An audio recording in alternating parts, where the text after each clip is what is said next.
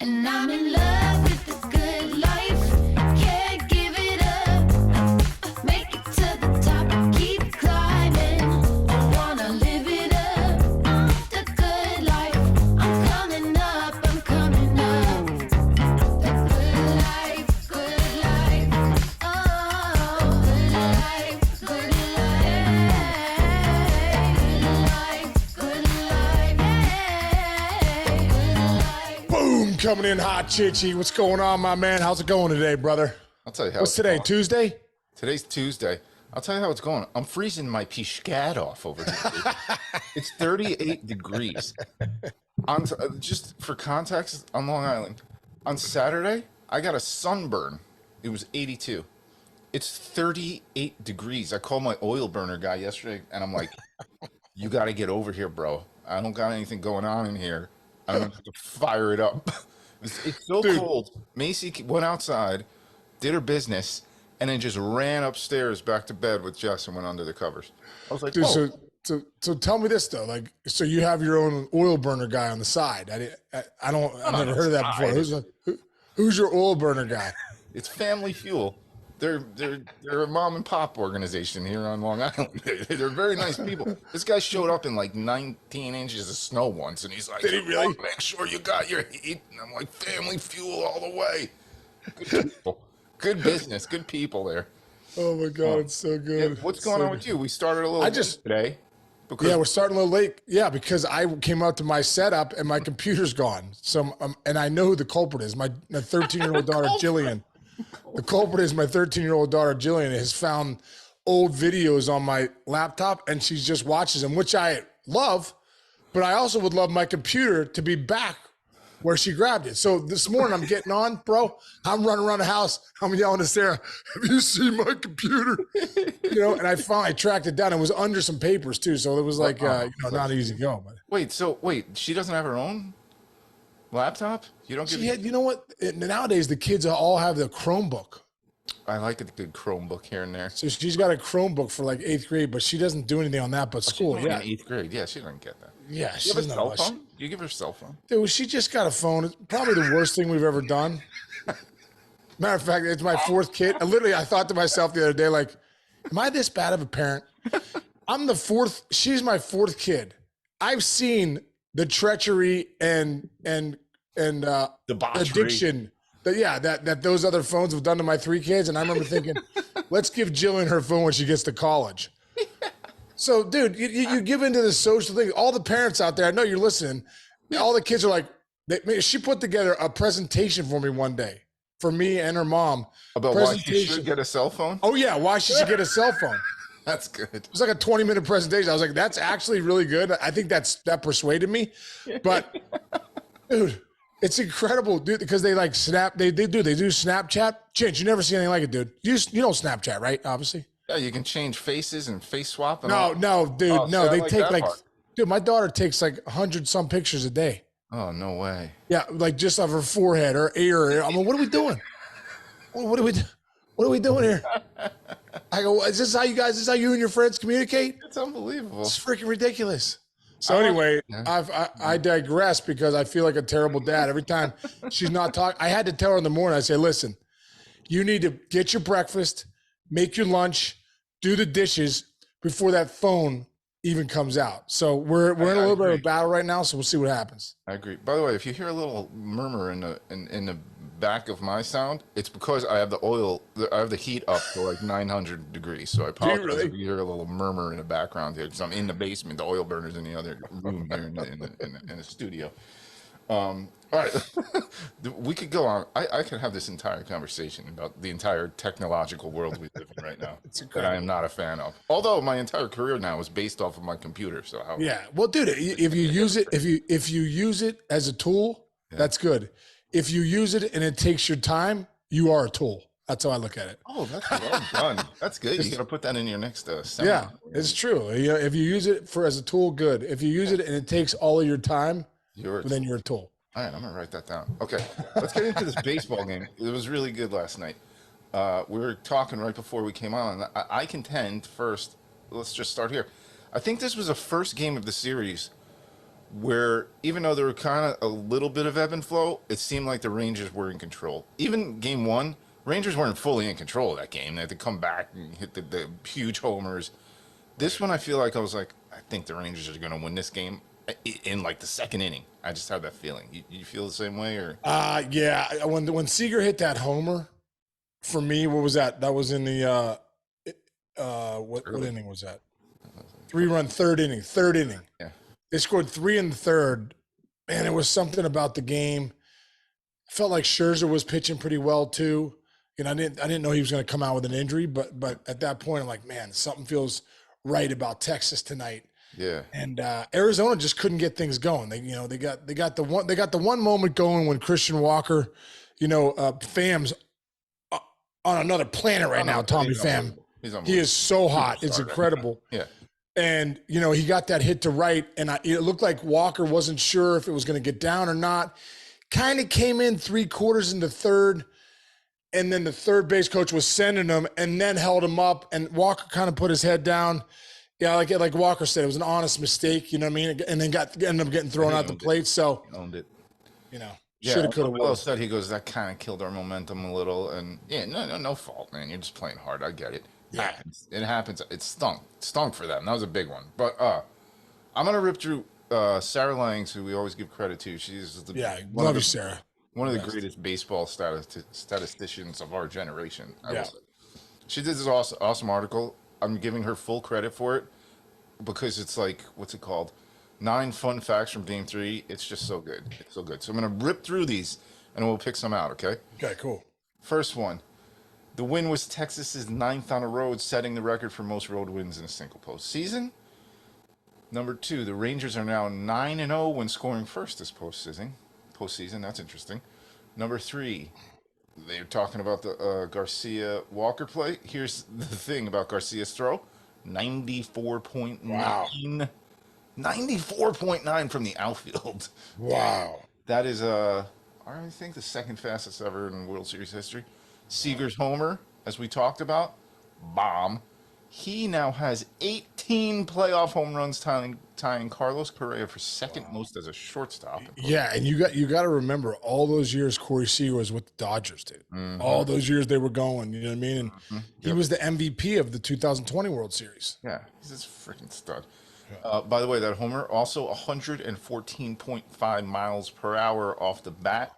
Wow. That is the hardest hit home run in World Series StatCast. Dude, one thing I love about Seager, and I talked to my son Jake about this, is like you go back to this series when he had 5 walks against the Astros. I mean, the great thing about Seager is he is calm aggression to the umpteenth degree. This guy is ready to hit from the jump. A ton of his home runs, a ton of his balls this postseason are on the first pitch, but yet he's selective. So how do you do that? You ask. Obviously, you didn't ask Chinch, but I say, how did you do it? Now. Ask it now. Okay. Dude, I think he does such a good job of hunting his zone. He looks for he wants the ball up. He's no doubt hunting the fastball because you don't get on top of some of the balls he's got on top of if you're not hunting the fastball. But visually, he does such a great job. When it's not a fastball, but it's up, he lets it travel to the point where he can get in the great contact zone and deliver it, man. He's hit so many balls that have been hard this postseason, even if when he doesn't get hits. So pay attention. If you throw him a strike first pitch up, he's swinging. Anything off the plate or down, usually he's taken. He's such a threat right now. He's so locked in. That game-tying home run the other day,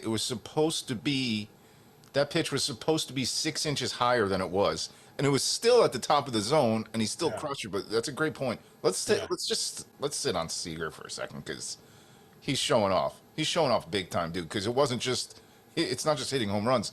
That play he made in the back end of the game, sliding to his left, and what did he backhanded to? Just a pro, hardcore, great shortstop play, right? And it stopped something because Chapman was kind of grinding there. He'd given up a couple hits. He was really laboring through. And then I don't know who hit that ball. Do you remember? Was it? Oh, good question. Was it Tommy Pham or was it? I can't remember who it was. Christian Walker. Somebody hit a rocket. Yeah. And Seager makes that diving play to his left. barehands it, flips it to Simeon. Now Simeon's got a cannon too. Wait, real quick. It was Marte, and it was 114 miles per hour. How hard he hit that? Okay, there you go. Go. Ketel Marte hits 114 mile per hour bullet, which not everyone makes this play. Corey Seager, unbelievable job, stepping a dive to his left, almost like he's playing third. Stepping dive to his left.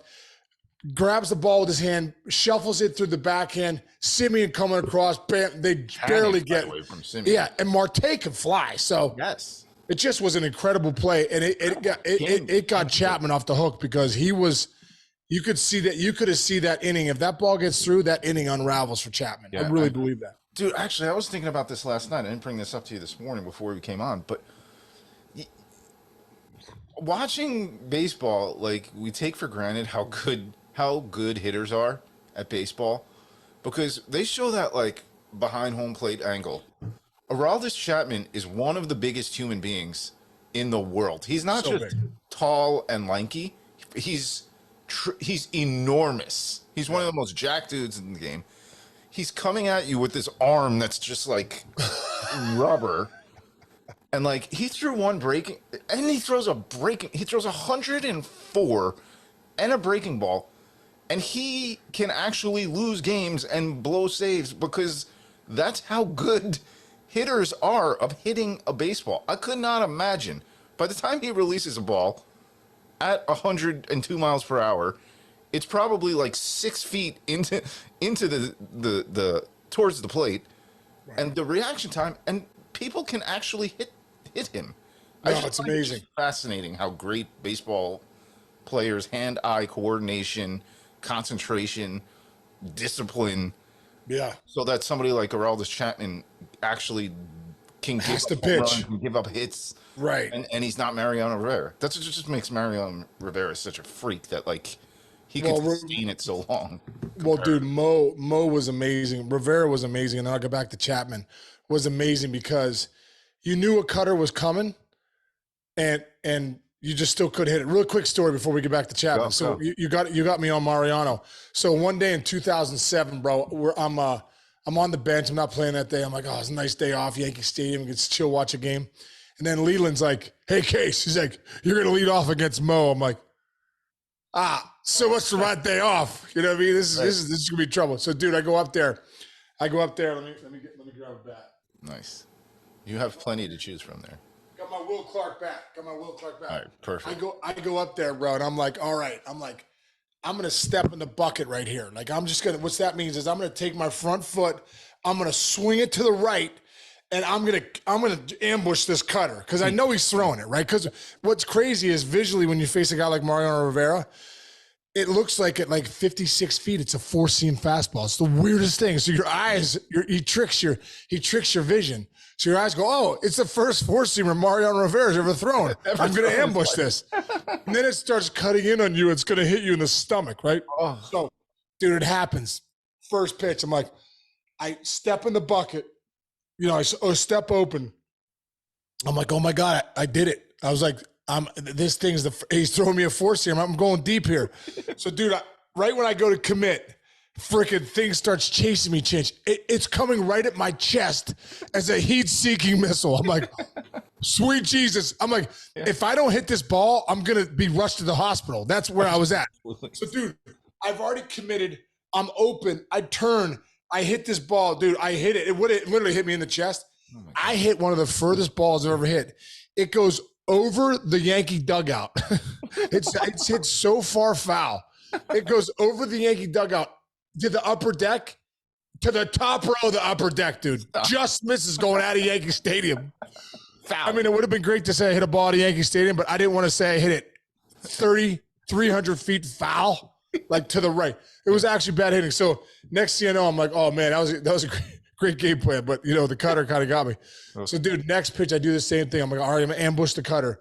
I step in the bucket. Didn't even know he had it, bro. Mariano Rivera throws me a 2-seam fastball, a sinker. Oh, that's not fair. Did you even know he had that? No, that's not fair. That he threw me a 93-mile-an-hour sinker, dude. I broke my bat. He breaks your bat either way. Right. Just off the end, 15 hopper back to him. Bam, I'm out. I went back to Leland. I said, thanks for the at bat. It worked out great for me. Thanks for the day. Thanks for the day off, Skip. That was awesome. That's amazing. I have one quick, real quick, Larry Bowa story, because remember he was the third base coach for the Yankees and, Yeah, bench yeah. coach.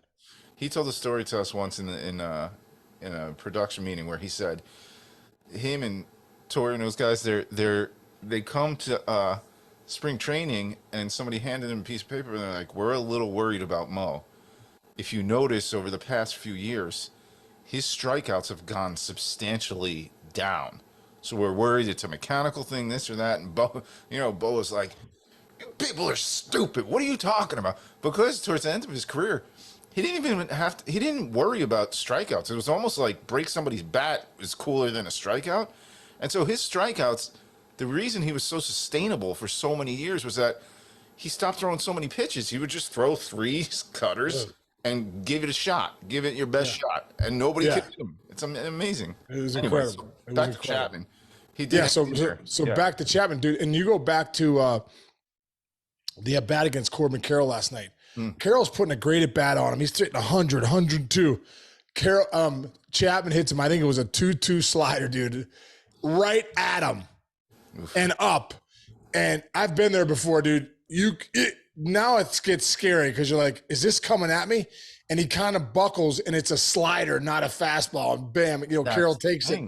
And as you're watching, you think, wow, man, how did he take that pitch? Dude, being in the box with a guy that throws that hard and then he could drop a slider on you like that, it's almost not fair because it's like your vision just can't react in time if it's a nasty one like that. But it is incredible that these guys at the big league level can hit guys like Chapman, but they see him a lot. They see guys throwing 100 nowadays. It's not like, it's not that big a deal. And also Chapman too. Chapman has gets himself into trouble nowadays. Doesn't get up on guys, kind of effectively erratic, and get a lot of hitters end up getting into good hitter leverage counts.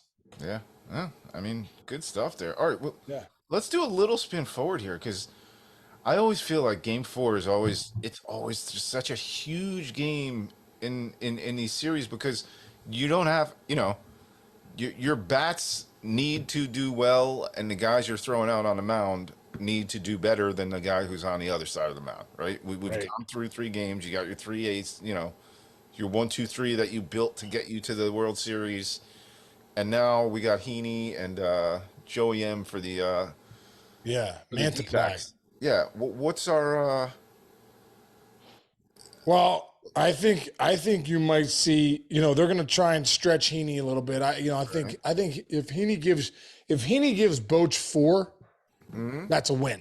I think. Okay, there you go. And Mantiply, if he could give Torey Lovello 3, I think that's a win. I think this is going to be a bullpen game today. Interesting. I think they're not going to, there's going to be a short leash on both these guys. Right. And I think both managers are gonna, they'll be quick to get to that bullpen. Yeah. Hey, let me ask you this. We didn't really go how freaky is it that the Rangers have not lost a road game in the postseason? Like that's like bizarre, right? I don't even think you can't like give me analysis as to why that happens. It's one of the most bizarre things I've ever seen in baseball. It just does, man. I don't know what it is. I think Corey Seager just said, "Hey, we're trying to win games whether we're at home or on the road." Yeah. But it's true. I remember with the Reds in 1999, we'd call us the Little Red Road Machine or something like that. We dominated on the road. We were right around 500 at home or a little over 500. We won 96 games, but we go on the road and dominate people. Yeah. So I don't know. I think it's more of just a coincidence thing. To tell you the truth. Yeah. Plus, they played in some hitter-friendly ballparks too, right? Like anybody can win a game in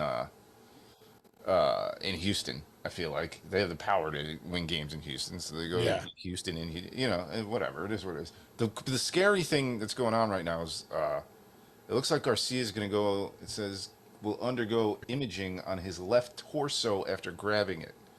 That's tough, man. Your torso is everything about hitting a baseball, isn't it? Case? Yeah. Wait, say Chinch, you broke up for a second there. Say that again. It's saying Garcia will undergo imaging on his left torso. So what does that mean? Like an X-ray? Oh, okay. Imaging on his left torso. Yes, maybe like maybe an oblique or something like that. Yeah, that would be devastating. And that would be his How do you front side pulling. Yeah, that would not be swing a good. baseball bat with a Man, that wouldn't be good. Even the fact that you're going for imaging is not a good thing. So yeah. Now, do they? I'm not gonna say like I'm not saying shoot you up, but like can you take medicine to kind of give yourself a few days to get through an injury like that, or is that an impossible thing, or something that's like really not well, if it's a healthy to do? yeah, I think early on, if it's a muscle, it's kind of tough. Yeah. It might be tough. And I'm sure he's going to do everything he can. That training staff will do everything they can with anti-inflammatories, with stem, with ice, all that stuff. But like a fresh injury like that, I mean, we'll see what happens. Yeah, but I always say this too. Hey, you got the whole off season to heal. Yeah, that's true. That's true. This says if the imaging discovers a core muscle strain, that usually requires more than a week of recovery. But Bochy said they're optimistic, and they will know more. We'll know after you guys see this. You'll know this early evening probably how he's doing. And It's probably that image is maybe a precautionary thing more than anything. right now, the other thing is like Scherzer tweaked himself a little bit. Now you're looking at you hope you win it before you get to a game 7, but you might not have Max Scherzer for the rest of the series. And he looked like. We talked yesterday about first start Right. like junk, second start he started looking a little better. He looked darn good yesterday, man. That's a bad. If he can't come back, that's huge for them because Scherzer started to look good. Like we said, you get to that third start back. Now you're kind of starting to get into a groove. Now you're really back. So, for him to come out with a little back injury? That's kind of hopefully he's gonna heal. He'll be okay to come back, but that's definitely a shot for the Rangers to lose him. Yeah. Chich, hang on 1 second. Macy's barking outside. Hang on 1 second. Okay. There goes Macy. Crazy enough, me and Sean both have dogs named Macy. Unbelievable. I don't know what he's doing outside though.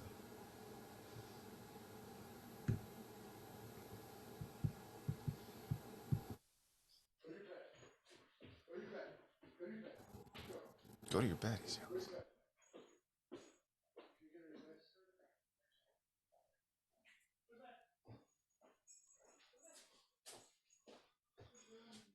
Mace likes to go outside after a walk, and she sits on the porch. But you're right; it's too cold. She's out there barking. She's like, "All right, bring me in." Watch for me. Didn't realize it went from 80 to 30. It's cold there too, huh? Oh, it's freezing. Yeah. No, that's terrible. All right.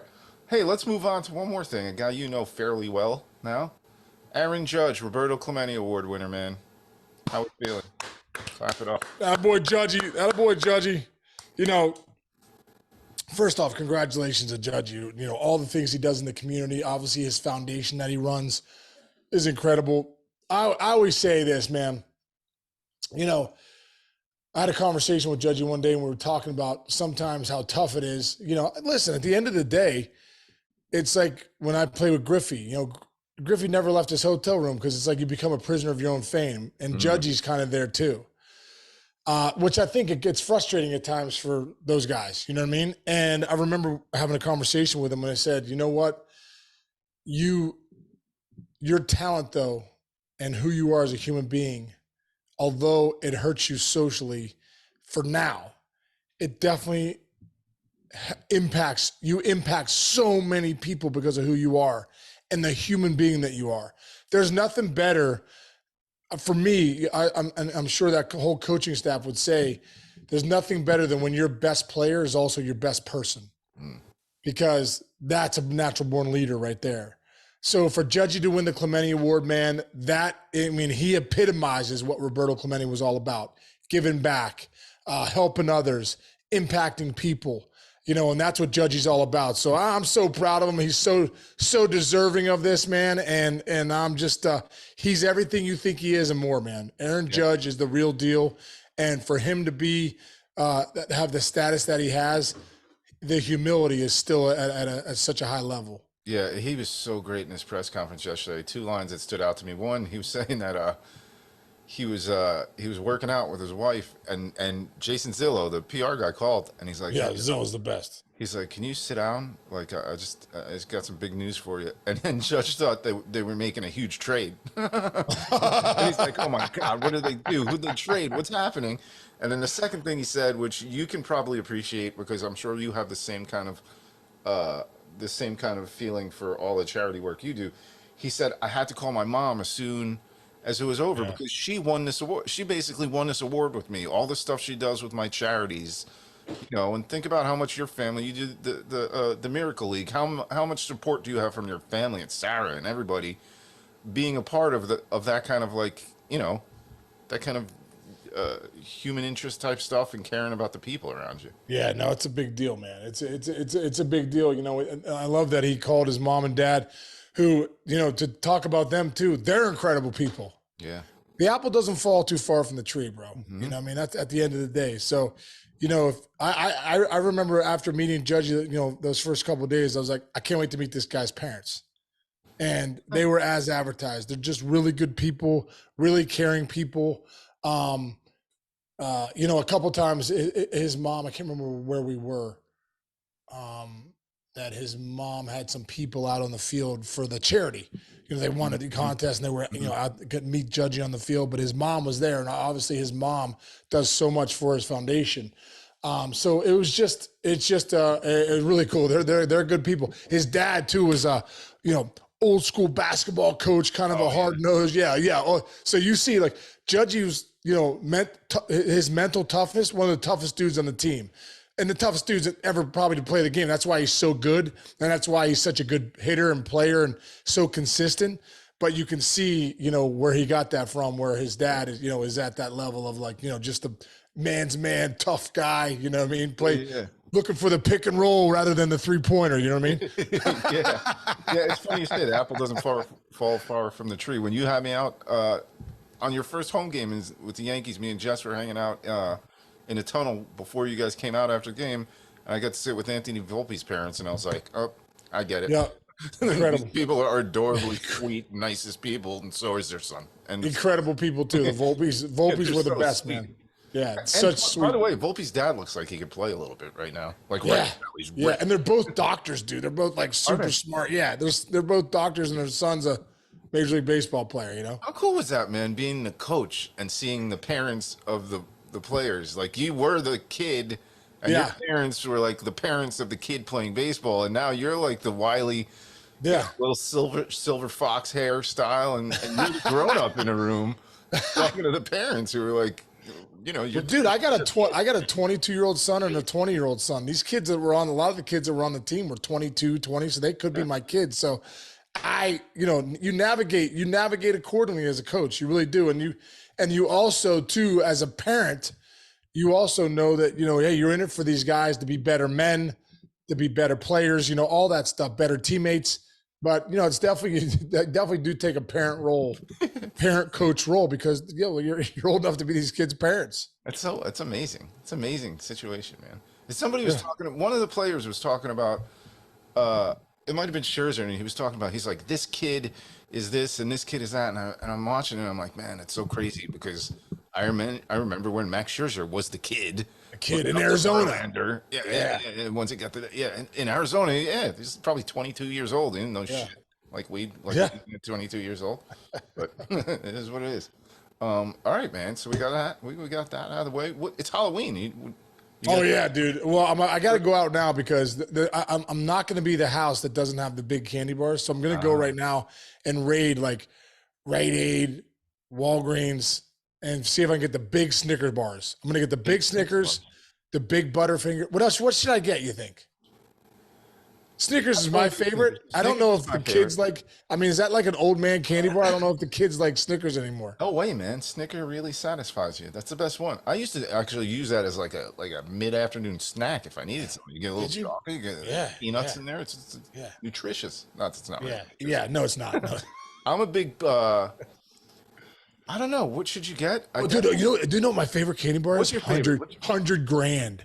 No, wait. You're Snickers, the one? Snickers is 100 grand too, with like the caramel and the it's got like the Rice Krispies on it with some chocolate. Really? My favorite is it's not non-conventional. Remember whatchamacallit? Oh, dude, whatchamacallits were the best, and the commercials were the best too. Whatchamacallit? Whatchamacallit? That's my favorite. I'm a Reese's peanut butter cup junkie.